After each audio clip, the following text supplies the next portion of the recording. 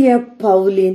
இன்று நாம் நினைவு கூறும் பவுலின் 1865 ஆண்டு இத்தாலியில் உள்ள வட்டேரோவில் பிறந்தார்.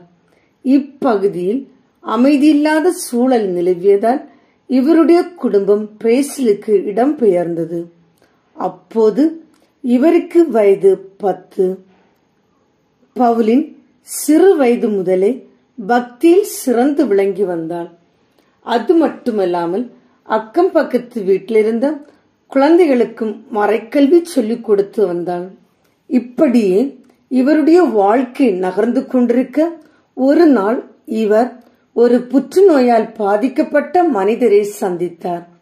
அவரை சந்தித்த பின்பு இவருடைய வாழ்க்கை முற்றிலுமாக மாறத் தொடங்கியது. ஆம், சமூகத்தில் இருக்கின்ற இது போன்ற நோயாளிகள், கைவிடப்பட்டவர்கள், அனாதைகள், இவர்களுக்கு ஏன் நாம் உதவி செய்யக்கூடாது என்று மிக தீவிரமாக யோசித்தார். அதன் வெளிப்பாடாக இவர் little sisters of the immaculate heart என்றொரு சபையை நிறுவினார். இதில் ஏராளமான பேர் உறுப்பினர்களாக சேர்ந்தார்கள். அவர்களுடைய ஒத்துழைப்பினால் இவர் பல நல்ல பணிகளை செய்து வந்தார்.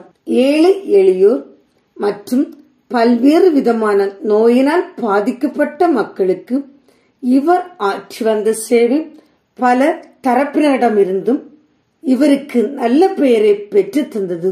அதே நேரத்தில் ஒரு சிலர் இவருடைய வளர்ச்சியை பிடிக்காமல் இவருக்கு எதிராக செயல்பட தொடங்கினார்கள். குறிப்பாக இவரை தேவையற்ற விதங்களில் எல்லாம் விமர்சனம் செய்தார்கள். அவற்றையெல்லாம் இவர் பொறுமையோடு தாங்கிக் கொண்டார்.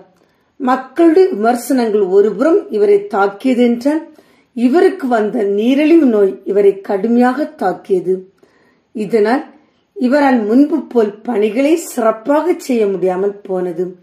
ஒரு கட்டத்தில் இவருடைய நோய் முற்றவே இவர் படுத்த படுக்கையாகி 1942 ஆண்டு இறந்து போனார். இவருக்கு 2002 ஆண்டு புனித பட்டம் கொடுக்கப்பட்டது. தூய பவுலினின் வாழ்க்கை வரலாற்றை வாசித்து பார்க்கின்ற போது இவர் ஏழை எளியவர்களிடமும் நோயாளிகளிடமும் கொண்டிருந்த கரிசனையும் அக்கறையும் தான் நம்முடைய நினைவுக்கு வந்து போகின்றது. இவர் நோயினால் பாதிக்கப்பட்ட எல்லா தரப்பு மக்களையும் பராமரித்துக் கொண்டார். அவர்களுக்கு வேண்டியதை செய்து கொடுத்தார். இவரை போன்று நாமும் நோயாளிகளிடத்தில் கரிசனையும் அக்கறையும் கொண்டு வாழ்வோம். அதன் வழியாக எல்லாம் வல்ல இறைவனின் இறை அருளை நிறைவாய் பெறுவோம். தூய பவுலின் எங்களுக்காக வேண்டிக் கொள்ளும்.